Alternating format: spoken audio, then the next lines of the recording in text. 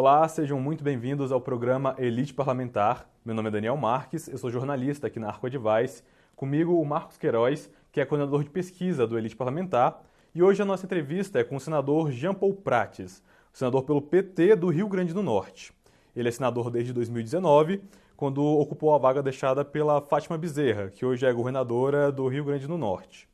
Além de líder da minoria no Senado, o senador ele ocupa um espaço importante como especialista sobre infraestrutura e energia.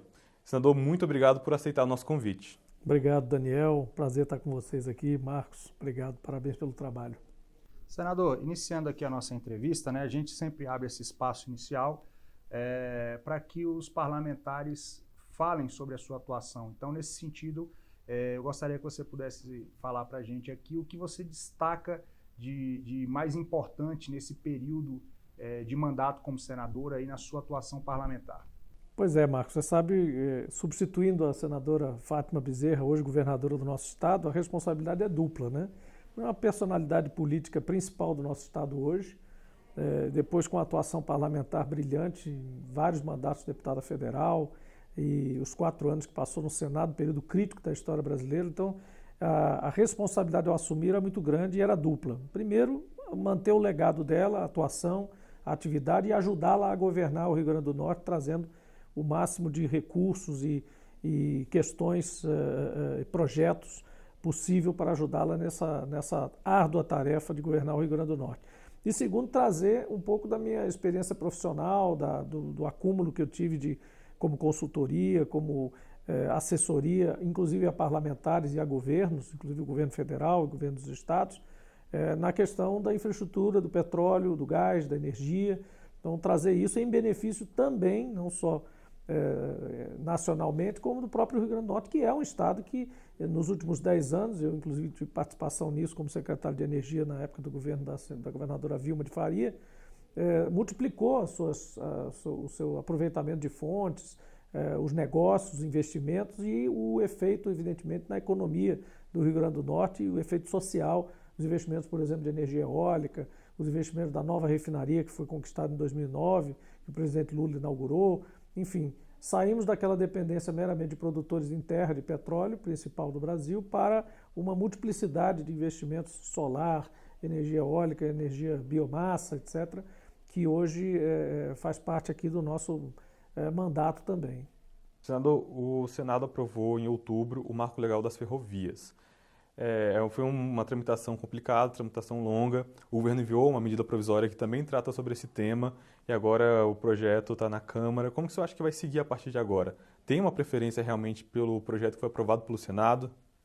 Eu acho que sim. Acho que agora a tramitação vai ser bem suave, bem tranquila, com poucas modificações, porque, na verdade, a demora se deu a 2 razões. Primeiro, o projeto é complexo mesmo, precisava de aprimoramentos para que encaixasse no arcabouço legal as autorizações sem maiores traumas.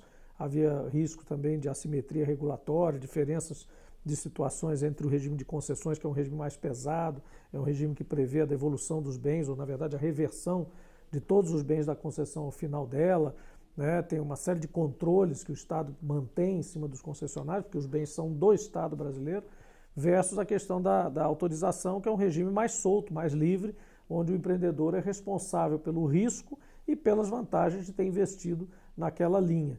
Então, havia também a questão das ferrovias abandonadas, ociosas, que era um capítulo que faltava, que nós acrescentamos. Havia toda uma dimensão que dizia respeito aos trens de passageiros urbanos, né, trens urbanos, que havia também que se tratar, uma vez que hoje no mundo não há nenhum trem de passageiros que seja viável sem o auxílio de negócios paralelos no sentido de restaurantes, estacionamentos, aproveitamento imobiliário, enfim.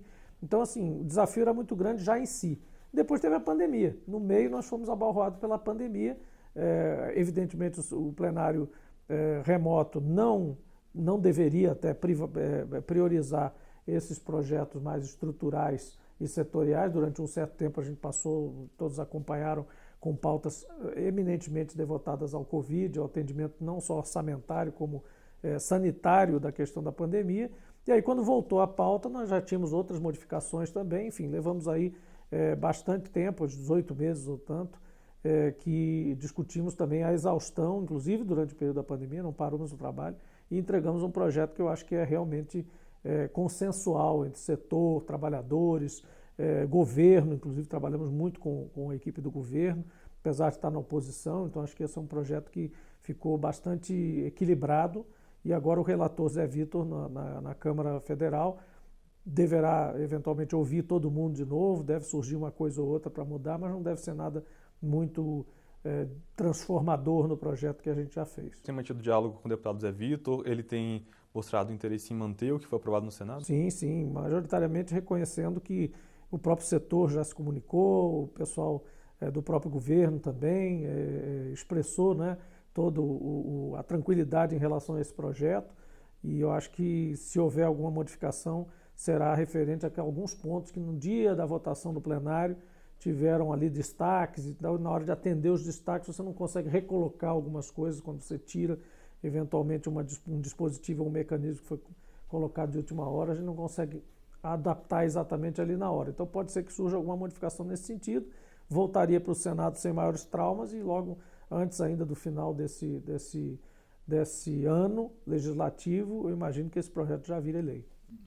Um outro projeto sob sua relatoria, senador, de grande apelo, especialmente nesse momento, que diz respeito ao cotidiano das pessoas, né, que é o preço dos combustíveis atualmente, que é aquele projeto que cria um fundo de estabilização dos preços, né? Está sob sua relatoria, lá na Comissão de Assuntos Econômicos, e já iniciou a discussão.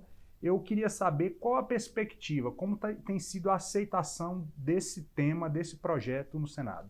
Bom, você lembra que existe também um PLP que vem da Câmara, já com uma solução também, ou pelo menos uma tentativa de solução mais concernente ao ICMS dos combustíveis e outras provisões. Esse projeto é um projeto que estava já na Comissão de Assuntos Econômicos, um pouco dormente lá desde abril desse ano, que diz respeito a um imposto de exportação que financiaria, que seria um dos mecanismos de financiar um fundo de estabilização para o preço dos combustíveis. Esse fundo seria usado justamente para compensar as oscilações para mais ou para menos, quando elas fossem muito abruptas e muito persistentes. Nós achamos que a solução ideal não está aí, nenhum desses dispositivos. A gente tem um conceito muito mais amplo, que envolve inclusive a própria autossuficiência brasileira conquistada depois de décadas de esforço da Petrobras e de governos completamente opostos, né? Eu sempre pergunto qual é a coisa em comum que tem Getúlio Vargas e Arthur da Costa Silva. O que tem em comum entre Collor e João Goulart? O que tem em comum entre Itamar e Juscelino Kubitschek, além de ter nascido em Minas? É exatamente o fato de terem insistido e mantido um programa de persecução da autossuficiência. Os governos militares, os governos antes dos militares, os governos da redemocratização, todos mantiveram esse esforço. Para que valeu esse esforço se agora, em 2017, resolvemos jogar isso tudo fora, aplicando aqui dentro preços oscilando em tempo real, em dólar, do mercado internacional, para todos os combustíveis, inclusive o combustível de interesse social, que é o gás de cozinha, né? Então, para que valeu uma autossuficiência? Para que um país chega à autossuficiência? Para aplicar dentro os preços como se estivesse comprando o produto integralmente feito lá fora, né? Produzido tanto cru quanto a refinaria. Essa é a grande questão que a gente coloca na base. Como este governo não aplicará isso, não considerará esse argumento, porque ideologicamente, programaticamente pensa de outra forma, nós temos que trabalhar em paliativos. Então, o que você está mencionando e o que eu estou mencionando do PLP da Câmara são paliativos tópicos ali para mitigar um dogma que se considera aqui neste governo, que você não pode mexer nos preços dos combustíveis internamente e tem que aplicar o preço lá de fora, né?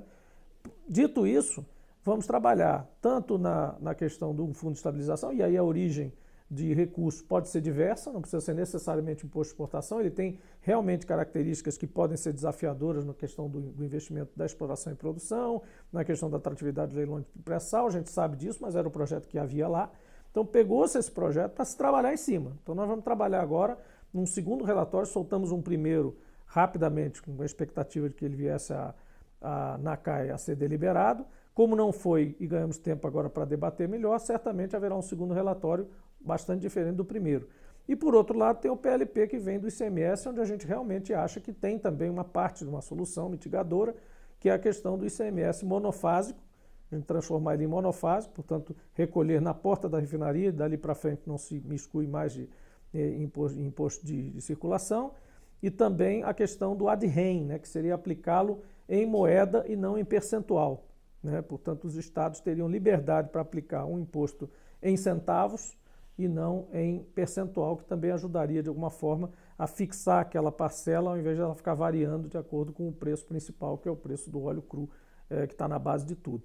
Mas, de novo, isso não é a solução total. A solução nossa passa por uma equação, por mais complexa que seja, que incorpore custos e inflações e agruras e benefícios brasileiros com, aí sim, paridade internacional. Mas que pelo menos a gente tenha um pouco de ponderação na parte que nós produzimos nacionalmente, tanto de óleo cru quanto de produtos combustíveis derivados. Essa questão do imposto de exportação, você falou que é desafiador e realmente é um assunto complicado, vai ter com certeza muita oposição, mas qual é a opinião pessoal do senhor? O senhor acha que é válido esse tipo essa forma de manter esse fundo? Eu acho que a questão da exportação de combustíveis, aliás, de petróleo cru, ela tem uma natureza muito vinculada à questão de se o país quer ser um exportador de cru ou não. Independente da questão do preço do combustível aqui, usar o imposto de exportação é algo raro, né? Ao contrário do que pode se imaginar. Primeiro que poucos países são exportadores de óleo. E os poucos que são, têm naquilo uma receita fundamental. Então ele não quer penalizar o cara que está vendendo para fora, uma Angola, por exemplo, uma Nigéria, uma Venezuela. Ele quer vender o óleo para fora, ele não tem capacidade de consumir aquele óleo todo, muito menos de refinar, então ele quer vender para fora, ele não vai penalizar isso. Alguns países acabam fazendo isso. A Rússia, por exemplo, faz isso, usa um imposto de exportação estrategicamente, a China também usa, mas é raro. Então é um mecanismo difícil de acoplar. No entanto, a natureza, e o que certamente levou o autor Rogério Carvalho a pensar nisso, é que é a justiça do seguinte: se você vai aplicar um preço de mercado para o combustível final no refino doméstico, né, pelo menos que quem não fizer isso domesticamente, não gerar emprego aqui, não girar a roda aqui e simplesmente exportar o óleo, havendo capacidade de refino aqui, pague um imposto, recolha algum imposto, contribua de alguma forma com o esforço de estabilizar o preço aqui dentro. O que eu acho, no entanto, é que você pode usar também outros artifícios, por exemplo, os dividendos da Petrobras que o governo recebe, não os acionistas privados, mas do governo, poderiam ser usados. Por quê? Porque a Petrobras é diretamente beneficiada por esse preço afoitamente reajustado de acordo com o preço internacional, e ela tem margens e tem custos em reais, a maior parte deles é em reais. Então ela é certamente uma das grandes beneficiárias disso. Então que ela devolvesse uma parte para a mesa, para que o povo brasileiro possa, né, de alguma forma, se beneficiar do fato de ter uma estatal e se beneficiar do fato de ter autossuficiência. E aí não é só o povo, não é o cara que dirige um carro a gasolina, não é a caminhonete do grande agricultor lá, 4x4 a diesel, é o gás de cozinha mesmo. E é o frete, principalmente o frete nacional, que tanto ferrovia e rodovia são dependentes do diesel. Então a gente está falando, na verdade, de inflação de alimentos, de inflação de produtos industrializados, de inflação de produtos que chegam a qualquer mercado, mercearia, de qualquer ponta do país. Chega movido a diesel.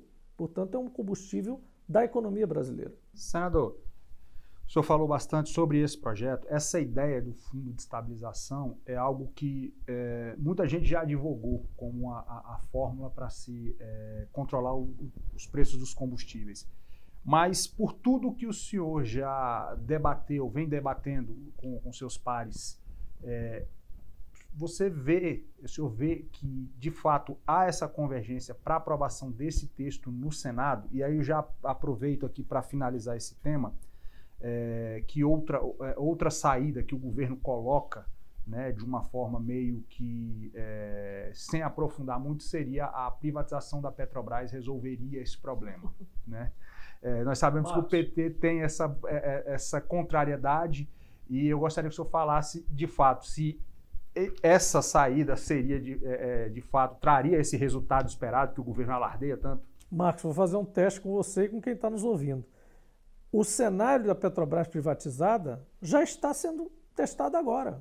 É esse cenário do preço alto e oscilando caoticamente de acordo com o mercado internacional, com parâmetros que a gente não controla absolutamente. Nenhum parâmetro desse. Então a gente está produzindo nosso próprio petróleo, refinando o nosso próprio diesel, nafta, o que mais for, lubrificante, asfalto, etc., todos os produtos derivados, na maior parte do que atende ao mercado, e no final está vendendo por um preço que incorpora inseguranças que a gente simplesmente não controla. Guerras lá fora, furacão, inverno no hemisfério norte, etc. Veja que nós não estamos também preconizando que a gente tenha um preço completamente desgarrado disso aí, não. Absolutamente. Mas a gente tem condição de amenizar esses efeitos? A gente tem. Então a gente tem que usar um instrumento que é uma empresa estatal de petróleo, que a gente investiu todas essas décadas para justamente chegar à autossuficiência com ela, né? Então o cenário Petrobras privada, e o teste é muito simples. Se a Petrobras fosse privada hoje, qual é o preço que ela praticaria? Preço de mercado. Exatamente esse preço de mercado. Então ela vai praticar abaixo porque ela é privada? Não vai. Vai praticar abaixo? Se for para praticar abaixo, ela podia praticar agora como estatal. Então o preço é muito simples, o cenário já está posto. O cenário que nós estamos preconizando é um cenário intermediário, nem tanto de controle estatal absoluto e desgarramento do preço internacional, nem tanto a submissão de 100%, como se a gente importasse cada gota de diesel, cada molécula de gás e cada gota também de petróleo cru, né? Então é um intermediário entre os dois. E aí você atuaria através de patamares, com bandas de preço admitidas ali, compensando aqueles investidores privados e eventualmente a própria Petrobras pelo que ela eventualmente deixa de ganhar em alguns momentos, com outros momentos onde ela tem um lucro maior, e você consegue fazer esse equilíbrio, justamente é isso que a gente está procurando. Aí você me perguntou, há consenso no Senado? Eu tenho certeza que há um consenso, que é preciso fazer alguma coisa. O governo não trouxe solução, o governo não atuou absolutamente, o governo, a meu ver, inclusive, adota uma espécie de um parlamentarismo de omissão. Ele se omite sobre temas principais, joga pautas que não têm a menor importância ou premência, como privatizar correio, como voto impresso. Ele vai distraindo a gente ou perpetrando planos que dizem respeito a grupos muito específicos para comprar ativos na baixa, né, como eu digo, na xepa da pandemia, e deixa de fora os assuntos realmente candentes, realmente que doem no bolso das pessoas. Então agora estamos discutindo auxílio emergencial e auxílio Bolsa Família e etc, absolutamente por omissão. Estamos discutindo no Congresso solução para combustível, porque o governo não traz solução. Crise energética, o governo não traz solução. Então tudo que ele não traz solução, o Congresso tem que se meter. Por isso que eu chamo de parlamentarismo de omissão. O presidente do Senado, Rodrigo Pacheco, esteve nessa semana com o presidente da Petrobras e fez uma cobrança ali nas redes sociais. O senhor acha que realmente foi uma cobrança ou a empresa realmente vai embarcar em alguma das ideias que estão sendo discutidas? Pelo que nós conversamos, o presidente Rodrigo tem conversado muito comigo, a gente tem apresentado algumas soluções, uma mescla de soluções ou de paliativos, como eu quis dizer aqui, para amenizar essa situação. A Petrobras não apresentou solução nenhuma e nem se colocou à disposição de participar de um esforço, eventualmente, como estatal. Ele simplesmente explicou ao presidente Rodrigo que a Petrobras era assim, assado, recebia essa e essa pressão, trabalhava como empresa de mercado e pronto.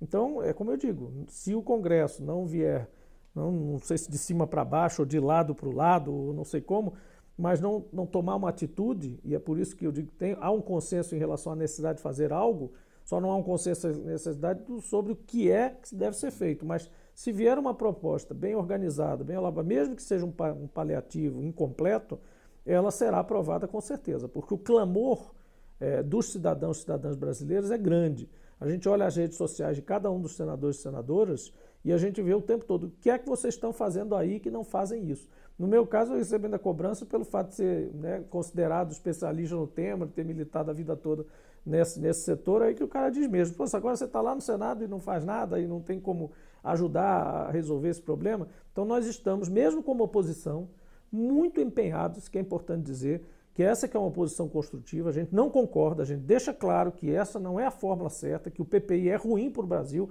que privatizar a Petrobras e mesmo vender suas refinarias é péssimo, porém, diante da realidade, que a gente não tem maioria para prevalecer, vamos apresentar alguns paliativos e aceitar eventualmente soluções que, mesmo que não sejam ideais, ajudem a contornar o problema, pelo menos nessa alta agora, que é mais sustentada em função da volta da economia para os países depois da pandemia e agora agravada, pelo menos até abril, pelo inverno europeu, o inverno no hemisfério norte em geral. Entrando aqui em outros temas em discussão no Senado, alguns dos quais até o senhor mencionou, mas começando aqui, por exemplo, pelo BR do Mar, que é um tema que vem andando de forma devagar, lenta. A gente sabe que existe uma oposição do setor de transporte rodoviário de carga. Acredito até que o senhor tenha tido algum tipo de repente, discussão mais aprofundada com esse setor na relatoria do Marco de Ferrovias. Eu queria saber, esse projeto, ele tem uma convergência dentro do Senado? Porque a gente está vendo que ele vem se arrastando, ainda vai passar por várias comissões. Como é que está essa situação hoje? Qual o ambiente para se aprovar essa nova legislação sobre a navegação de cabotagem? Mais uma vez, a estratégia do governo, ao propor alguns projetos, ela tem, nesse caso, duas vertentes que estão sendo aplicadas, as duas metodologias, digamos assim. Uma é colocar alguma cenoura, que a gente chama ali dentro. Coloca alguma coisa que não tem nada a ver, mas que vai atender um setor lá que determinados parlamentares têm interesse, então eles vão acabar aprovando uma coisa que está aqui por causa de outra, que não tem nada a ver com isso.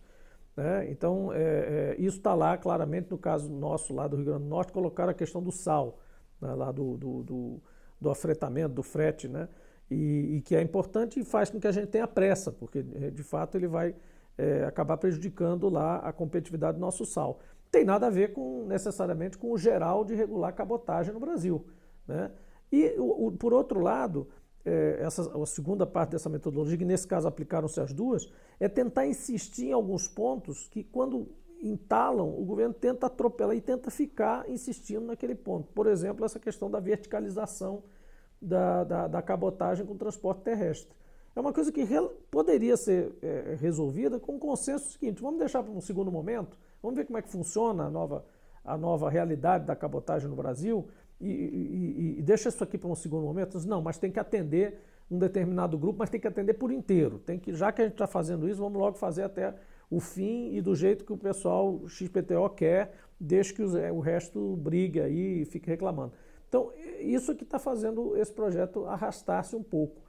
Eu acho que o projeto em geral é bom, é muito salutar que a gente tenha cabotagem revisitada, né, como também fizemos com a ferrovia, né, mas infelizmente parece que vai ficar pelo caminho, até porque esse governo está chegando ao fim, ele está começando a ficar com cara de pato manco, né, como o americano chama de lame duck, né, um governo que não vai conseguir mais propor grandes assuntos, grandes reformas, assuntos mais polêmicos ou mais vitais assim para o futuro, porque ele não vai ter condição de sustentar isso, tal a esquizofrenia que vai viver entre fazer a demagogia necessária para a eleição e manter a rigidez super neoliberal do Paulo Guedes, por exemplo.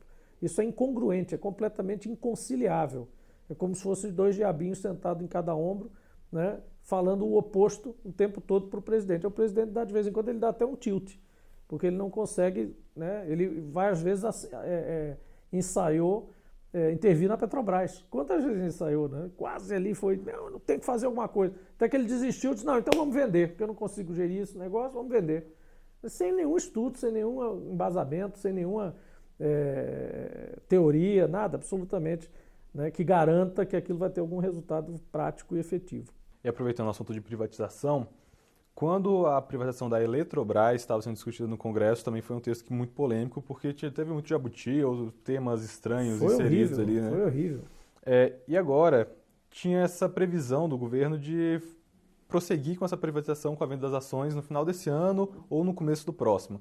E agora foi aproximando, o governo adiou o prazo, né? Falou que vai ficar mais para frente. O senhor acha que, no modelo aprovado pelo Congresso, essa privatização será viável, poderá ser feita? Acho que não. Acho que, inclusive, há contestações judiciais já, há contestações de TCU, há que se investigar, inclusive, o processo mesmo, ele mesmo, das votações, tanto na Câmara quanto no Senado, porque aquilo foi muito absurdo, foi muito estranho, tudo aquilo foi muito desconjuntado, passaram, esses jabutis que a gente falou não são jabutis meramente regulatórios, foram benefícios e cartórios dados diretamente a interessados. criaram-se projetos completamente fantasmagóricos, principalmente na área do gás, inviáveis mesmo, mas que vão ensejar depois pedidos de indenização, ações, direitos adquiridos, sei lá o que mais vão inventar em cima daquilo. Mas provavelmente aquilo vai ser assim um esqueleto para administrar depois, vai virar um mega precatório aí, sei lá, né? Fora os que passaram lá, como revisões do Proinfa, etc., que acabaram passando ali. Agora, aquilo ali foi realmente uma noite de terror. Eu, particularmente, fui para o bunker aquela noite, fiz 16 intervenções. Eu acho que, eu não sei, vocês têm muito mais experiência que eu nessa cobertura do Congresso, se tem uma sessão dessa que alguém, um mesmo parlamentar, tem intercedido 16 vezes para defender a Eletrobras. PEC dos precatórios. O PT tem uma posição muito crítica, contrária a essa proposta, mas eu gostaria de saber, há alguma possibilidade de composição dentro de um texto alterado, que talvez com espaço fiscal menor e que comporte apenas o pagamento do Auxílio Brasil? Como é que o partido pensa em encaminhar nesse cenário de possíveis alterações do texto pelo relator? Olha, Marcos, a gente está ainda definindo essa semana a gente deve definir a posição da bancada. Particularmente, eu acho que o defeito desse auxílio é ele misturar três coisas. A vontade interna de matar o Bolsa Família de alguma forma, né? E a necessidade real, claro, de cobrir, de alguma forma, indenizar e ajudar essas pessoas que, inclusive, nesse pós-pandemia, ainda estão sofrendo bastante, né? Mas, principalmente, essa primeira razão ela é crucial. E a terceira é adquirir condições de esticar esse apoio político no Congresso através daquele espaço fiscal misterioso a mais que sobra lá. Então, a nossa postura, é bom que se diga, jamais será contra, nunca na vida, ninguém vai poder dizer que o PT poderia ser contra qualquer tipo de auxílio, né? Ainda mais um auxílio reforçado nesse momento. Então, o auxílio, ok. O auxílio reforçado, ok. O que está pegando nesse processo é a eliminação de mais do dobro do que os beneficiados do Auxílio Brasil. Nesse momento que nós estamos conversando aqui, o número de beneficiados é metade do Bolsa Família. A outra metade está sobrando. As pessoas vão chegar lá para receber o benefício e não vão receber. Eu não sei que tipo de comoção social isso é capaz de causar até o final do ano. Mesmo sem a PEC dos precatórios ser aprovada, a realidade hoje é essa, né? E quando você pensa na PEC dos precatórios, aí você abre um problema de um passivo brutal lá para os governos futuros, né? Que esses precatórios, inclusive, há uma contestação enorme sobre constitucionalidade, invasão da seara dos outros poderes, enfim, tudo isso é parte da nossa contestação, né? Mas principalmente essa questão de você fazer um programa, destruir um programa sustentável para fazer um programa com data para terminar. Então, a gente precisa fazer essas críticas, porque não só faz parte da situação de oposição que nós estamos, como é realmente salvador para o programa social, é essencial. Então, claro, isso vai ser usado pelos que tentam, né, fazer teorias embusteiras de que a gente é contra o auxílio. Não é contra o auxílio, é contra, basicamente, você transformar uma coisa que estava funcionando numa coisa eleitoreira. E ainda por cima criar um troco, né, para poder barganhar politicamente no ano eleitoral. Agora, o PT sempre foi crítico ao teto de gastos. E a gente tem aí um candidato do PT, o Lula, né, quer voltar ao poder. Qual que vai ser o posicionamento do PT, em caso de vitória do Lula, sobre esse tema? Deve tirar esse mecanismo de contenção de gastos? Deve propor um outro mecanismo? Eu acho que a gente tem que pensar em outro mecanismo, sim. É evidentemente que nenhum governo responsável, ainda mais se for o presidente Lula, que já governou e sabe a responsabilidade que isso pesa, vai ser contra ter austeridade de alguma forma, manifestar e planejar instrumentos de austeridade. Agora, eu acho que o teto de gastos é rígido, parece coisa para educar a criança, né? Você coloca uma situação radical, mas foi instituído pelo Congresso e por lei, então vai ter que ser discutido e, na verdade, é a melhor forma de fazer. Agora, esse undo aí, esse desfazer do teto de gastos, vai ser bem complicado e, enfim, salutar até que seja, porque estamos na democracia, vamos discutir, mas eu acho que vai ter que ser discutido sim, sem dúvida nenhuma. Sem absolutamente assustar ninguém de mercado, porque não há Não há por que temer que o Brasil, inclusive com toda a riqueza que tem, com todo o potencial, com um governo mais seriamente considerado internacionalmente, como o próprio presidente Lula demonstrou essa semana nas suas visitas à Europa, não vai assustar ninguém, não. Ele simplesmente vai dialogar. Aliás, porque a grande capacidade dele é essa, sempre foi, no seu próprio governo manifestou isso. Então esse diálogo vai nos tirar dessa solução dura, meio burra, meio fechada, radical, desse teto de gasto que só penaliza justamente os serviços essenciais, as áreas sociais que a gente tanto precisa para sair dessa situação de desigualdade. Agora, sobre a questão tributária que está em análise no Senado, a reforma do imposto de renda, a gente viu que esse projeto não foi bem recebido na casa, tende a uma paralisia. O relator, senador Ângelo Coronel, já se manifestou nesse sentido, mas se fala dessa discussão apenas se aprovar a correção das faixas da tabela da pessoa física. Então, eu queria saber se, além disso, a questão de tributação de lucros e dividendos, que é uma bandeira do PT, isso pode também avançar? Acho que seria possível, né? O Senado tem uma forma própria de se movimentar. Obviamente, ninguém quer atropelar o relator de um projeto de reforma maior, né? Mas já havia projetos, não é o caso de atropelar, porque já havia vários projetos, se não me engano, pelo menos 3, um dos quais eu até sou relator, que é da autoria do senador Eduardo Braga, de ajuste dessas faixas de imposto de renda com, na mesma lei, a questão do dividendo também, né? Como a redução da CSLL, etc. E tal. Então esse é um projeto enxutozinho que dá para fazer uma tramitação bem mais rápida, sem discussão. Agora, saber também se o relator da reforma maior vai querer deixar correr o filé e ficar só com as partes mais complexas do processo, e algumas mais polêmicas até, etc. Então, essa dinâmica é que a gente vai ter que estudar. Agora, que há instrumentos para fazer isso, há, com certeza, porque os projetos já existiam. Não é questão de se fazer agora para, bypassar o relator, não é nada disso. Simplesmente pegar projetos que já estavam lá, inclusive desde bastante tempo, e aproveitar e tentar criar um ambiente favorável para que ele seja aprovado. E falando sobre 2022, o PT ele tem uma questão importante a decidir, que é quem será o vice do Lula. O senhor com certeza está por dentro dessa discussão e no mercado se fala muito sobre a possibilidade do Lula trazer um nome do mercado como vice, como forma de abrir um diálogo e não mostrar que ele não é uma coisa assim muito fora também.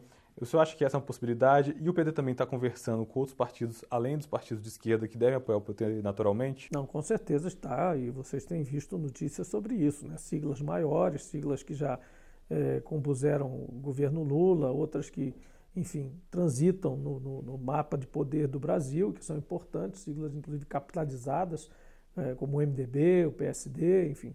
Então isso faz parte do próprio cabedal aí de contatos do próprio presidente Lula, né, que é uma pessoa que todos respeitam, né, ainda mais agora que saiu de um processo de massacre, né, praticamente, então só midiático como judicial, né, e saiu com a cabeça erguida, né, com a inocência comprovada, totalmente liberado para ter sua vida política plena, como de fato está tendo. Ele está em grande forma, está conversando com todo mundo, está com uma fluência absoluta sobre os problemas do Brasil, sobre a posição que a gente deve ter em relação à economia mundial e à nossa própria economia. Quanto a ter uma pessoa do mercado, eu tenho uma resistência ultimamente com essa expressão do mercado, porque eu gosto de qualificar o mercado. Que mercado é esse? Se é mercado financeiro, se é mercado especulativo, se é mercado alguém do meio empresarial ou algum empreendedor de sucesso, alguma coisa assim. Não sei se isso faz mais necessário, acho que a gente já passou meio que dessa fase de duvidar do Lula e dizer o Lula vai ter que se abraçar com um empresário para ser candidato. Eu acho que a gente já passou dessa fase. Acho que se a gente tiver, a gente tem várias sequências aí, pessoas politicamente consolidadas, seja com mandato ou sem mandato, mas se a gente compor com pessoas que talvez tenham direcionamentos e pensamentos e teorias um pouco dissonantes até, né, mas que tragam esse miolo, não gosto de chamar de centro, porque pode confundir com centrão, mas não seria o centrão, mas o centro político brasileiro, né, aquele pessoal que disse, eu também não sou tão esquerda, nem sou de direita, eu estou aqui tratando das minhas coisas, eu quero saber se vai chegar para mim um arcabouço para eu trabalhar legal e o executivo vai me ajudar e o governo vai ser cooperativo. Então, é uma pessoa que traduza isso. Pode até ser um político, não há problema nenhum de ser um político. Ou uma política, uma pessoa da... E aí tem toda essa discussão também, se é uma mulher, se é do Nordeste. Então tem várias dimensões de análise, né? Dimensão geográfica, dimensão de gênero, dimensão de grupos políticos a atender. E também tem essa do mundo econômico, né? Eu só queria que, certamente, quando se fala em mercado, que se falasse do mercado lato sensu, e não do estrito sensu do mercado financeiro, porque ultimamente, infelizmente, inclusive impulsionado pelo senhor Paulo Guedes e equipes, virou o day tradismo, que eu chamo, né? O day tradismo é péssimo para o Brasil. O day tradismo transformou as ações da Petrobras, da Eletrobras e outras empresas que deveriam dar estabilidade ao mercado financeiro brasileiro em ações especulativas. Então, se for desse mercado, eu refuto. Esse mercado eu agradeço, respeito quem está nele, etc. e tal, mas eu acho que tem que estar no seu lugar ainda, que não é de uma contribuição absoluta para o desempenho físico mesmo da economia brasileira, que tanto falta de infraestrutura, questões todas aí de transporte, energia, etc. Isso é um mundo real, né? Não é um mundo especulativo. É importante para o financiamento, todos esses instrumentos? Mas eles não podem ser mais importantes do que a estrutura em si que o país precisa. Senador, para encerrar aqui a nossa entrevista, uma pergunta aí de cunho mais pessoal: o que o senador Jean Paul Prats vai fazer em 2022? Vai disputar a reeleição? Vai disputar outro cargo? E como é que ele se encaixa dentro do cenário estadual lá da sucessão lá no Rio Grande do Norte, junto com a governadora Fátima? Eu respondo essa pergunta com muita tranquilidade. Desde o ano passado, eu fui candidato a prefeito de Natal. Ano passado, fiquei em segundo lugar numa eleição com 15 candidatos. Ganhei de 3 deputados estaduais, portanto acabou aquela história do suplente sem voto, aquela história toda. Fiquei em terceiro lugar das votações do estado, depois dos 2 grandes prefeitos ganhadores, que foi o prefeito de Mossoró e o prefeito de Natal. A terceira maior votação foi minha, então assim, essa parte, esse teste eu já não gabaritei, mas fiz uma boa prova. E agora sim, a minha intenção é me colocar à disposição, e já fiz isso, do partido para a recondução no mandato do Senado. Acho que a gente está fazendo um trabalho bom, acho que a gente está liderando a minoria esse ano, provavelmente ano que vem também, com muita seriedade, muita ponderação, sem ser excessivamente panfletário ou exclusivamente panfletário, mas fazendo contribuições valorosas, apesar de estar na oposição, para que o país aproveite, mesmo assim, aos trancos e barrancos, 4 anos aí de Bolsonaro, se saia com alguma coisa realizada, né?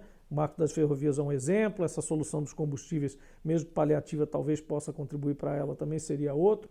Então, acho que a gente está se encaminhando bem para ir com boas realizações, mesmo com o handicap de não ser governo, né, para uma eleição.